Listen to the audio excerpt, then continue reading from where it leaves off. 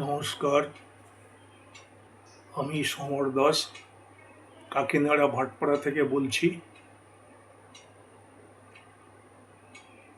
আমার সমস্ত প্রিয়জনদের কাছে আমার একটাই প্রার্থনা, আপনারা আমার বক্তব্যটা একটু মন দিয়ে শুনবেন এবং বুঝবেন এবং তার প্রতিকারও করবেন, এই আবেদন আমি আপনাদের কাছে রাখছি। বর্তমান সমাজ ব্যবস্থায় যুব সমাজ এবং ছাত্র সমাজ বহির্জাগতিক শিক্ষায় মেতে আছে। তারা বহির্জাগতিক শিক্ষাটাকে তারা প্রাধান্য বেশি দিচ্ছে। তার ফলে তারা হয়তো অনেক শিক্ষায় শিক্ষিত হচ্ছে, ব্যক্তি জীবনে হয়তো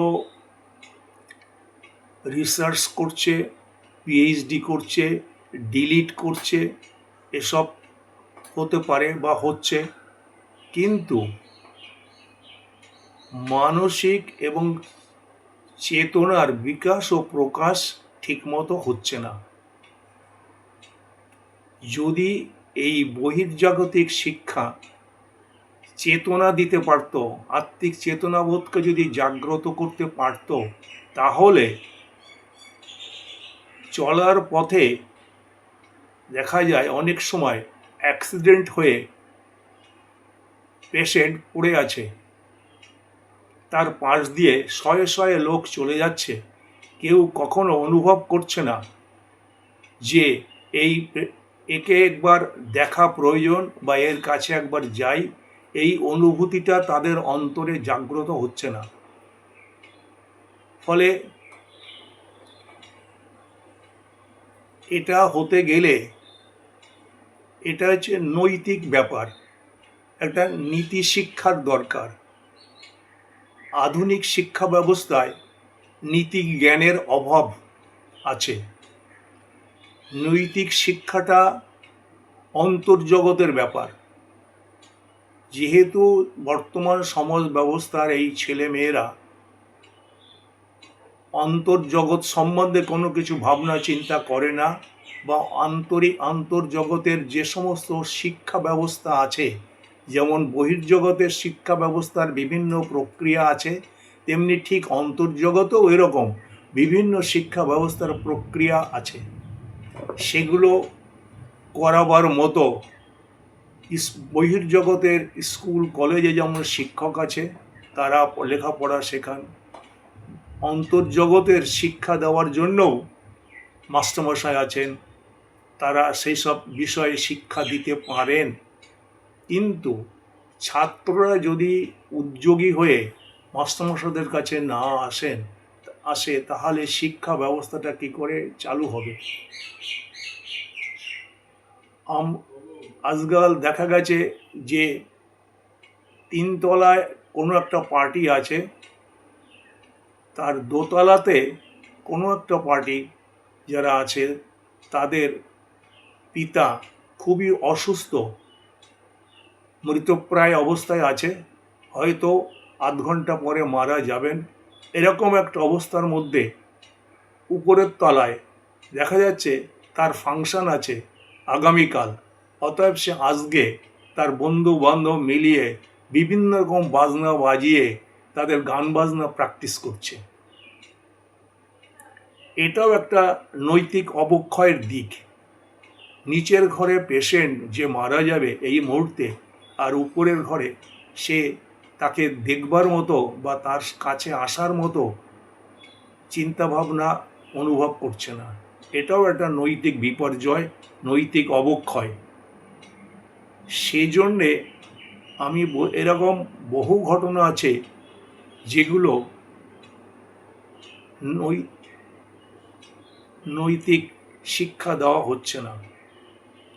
শিক্ষা ব্যবস্থায়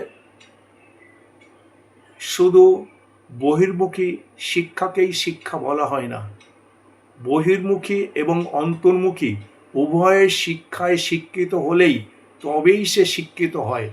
শুধু বহির্মুখী শিক্ষায় শিক্ষিত হলে তাকে প্রকৃত শিক্ষিত বলা যায় না, কারণ তার ভেতরে অনেক কিছু অজানা রয়ে গেছে। আমাদের অন্তর্জগতে অনেক মণিমাণিক্য আছে, সেই সবের ভীষণ রহস্য আছে, সেই রহস্য ভেদ করা হলো না, সে কিছু জানতেই পারল না। এমন আমি আমার জীবন দশায় আমি দেখেছি যে কোনো একটি ছেলে স্কুল, কলেজ, ইউনিভার্সিটি পাশ করে সে একটা বড় বিদেশ গেছে, বিদেশ গিয়ে সে একটা বড় চাকরি পেয়েছে, অনেক টাকা বেতন করি পায়, বাড়িতে সব টাকা পয়সাই বাবা মার কাছে পাঠায়, বাবা মা তাকে অনেক কষ্ট করে লেখাপড়া শিখিয়েছে, আজকে সে বড় হয়েছে, বাবা মাকে সমস্ত রকম সাহায্য করছে, সংসারে সচ্ছলতা এসেছে। এবার সে মনে করছে যে আমার তো সব হয়ে গেল, চাকরি বাকরি হলো, অনেক টাকা রোজগার করছি, ভালো চাকরি পেয়েছি, এরপরে আমি কি করব? এটাই তার মনে প্রশ্ন জেগেছে। এবং সে তার বাবা মাকে জিজ্ঞেস করেছে যে বাবা, চাকরি তো পেলাম, অনেক টাকা মাইনে করি পাচ্ছি, তোমাদের সমস্ত টাকা পয়সা দিয়ে সাহায্য করছি, এরপরে আমি কি করব? এখানে নাকি আমার শেষ? না, এখানে শেষ নয়, একটা জীবনের এখানে শেষ নয়, এরপরে অনেক সিঁড়ি আছে। এখানে মেটেরিয়াল জগতের শিক্ষাটা এখানে শেষ, কিন্তু আধ্যাত্মিক জগতের শিক্ষা এখান থেকে শুরু হয়।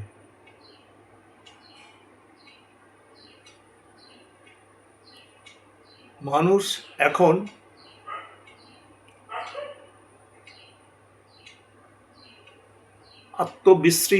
বিস্মৃত হয়ে পড়েছে, আত্মবিস্মৃত হয়ে পড়েছে। এই আত্মবিস্মৃত হওয়ার জন্যে তার আত্মিক জ্ঞান বুদ্ধি একদম কমে গেছে। সে শুধু বহির্জগতের বিভিন্ন দিকের কথা ভাবনা চিন্তা করছে, কি করে রিসার্চ করব, কি করে পিএইচডি করব, কি করে ডিলিট করব, এই নিয়ে সে দিনরাত ব্যস্ত থাকে। কিন্তু কখনো তার মনে উদয় হয় না যে এ আমার জীবনকে কিছুটা দূর এগিয়ে দিতে পারবে। এটা অবশ্যই পারবে, কিছুটা দূর গিয়ে জীবন থেমে যাবে, আর সামনে সে কিছু দেখতে পাবে না। যেমন ওই ছেলেটির কথা বললাম, সে এখন ভালো চাকরি করার পরে তার উদয় হয়েছে, চেতনার উদয় হয়েছে, সে এখন মনে করছে এরপরে আমি কি করব? এখানেই কি আমার শেষ? ও চায় না এখানে ওর জীবন শেষ করতে, আরও কিছু ও করতে চায়, কিন্তু কি করবে? করার রাস্তা চাই তো।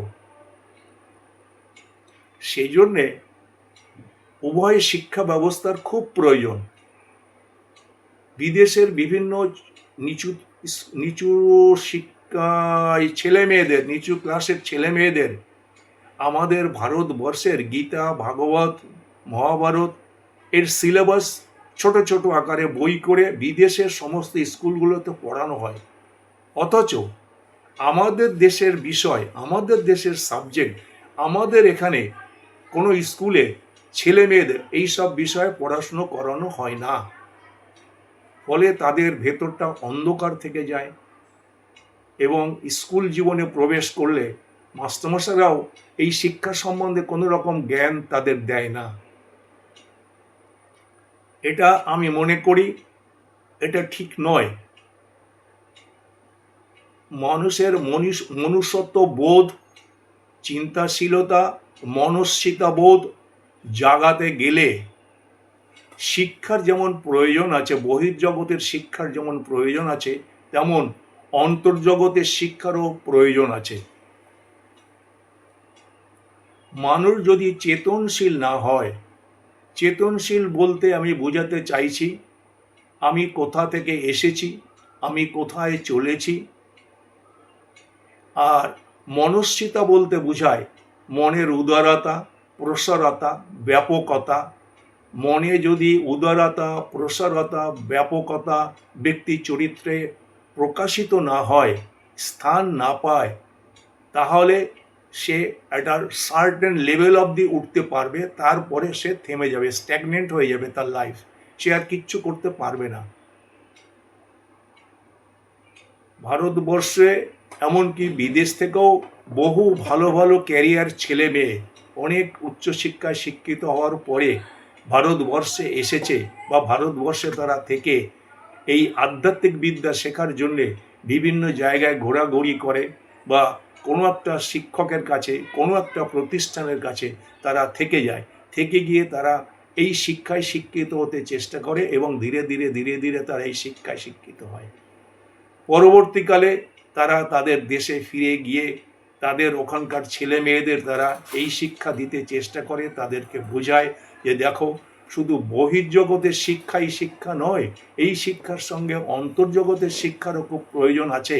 না হলে মানুষের জীবনের মনুষ্যত্ব বোধের যে কথাটা, মনুষ্যত্বের বিকাশ এবং প্রকাশ শুধু বহির্জগতের শিক্ষা দিতে পারে না। মনুষ্যত্বের বিকাশ এবং প্রকাশ চরিত্রে বিকশিত করতে গেলে অন্তর্জগতের শিক্ষার প্রয়োজন আছে। সেটা আমি শুধু বুঝলে তো কোনো লাভ নেই, আমাদের দেশের সরকারকে বুঝতে হবে। সরকার যদি এসব বিষয়ে চিন্তা ভাবনা না করেন, এসব বিষয়ে যদি সিলেবাস না করেন এবং ছোট ছোট ছেলে মেয়েদের যদি এই গীতা ভাগবত পড়ানো না হয়, তাহলে তার মানসিক বিকাশ এবং প্রকাশ হওয়া খুব মুশকিল। তাই আমি বলি শিক্ষা ব্যবস্থার আমূল পরিবর্তন হওয়া দরকার এবং ব্যক্তি চরিত্রর পরিবর্তন হওয়া দরকার। আমাদের বর্তমান যুব সমাজের, ছাত্র সমাজের যাতে চারিত্রিক, মানসিক এবং আত্মিক উন্নতি হয়, আমি সেই প্রার্থনা করি ঈশ্বরের কাছে এবং আমার সরকার বাহাদুরের কাছে আমি সেই প্রার্থনা জানাই তারা যেন এই ব্যাপারটা নিয়ে একটু মাথা ঘামান, একটু চিন্তা ভাবনা করেন, যাতে আমাদের প্রজন্ম উন্নতি থেকে উন্নততর হয়ে উঠতে পারে। এই বলে আজকের মতো আমি শেষ করলাম। নমস্কার।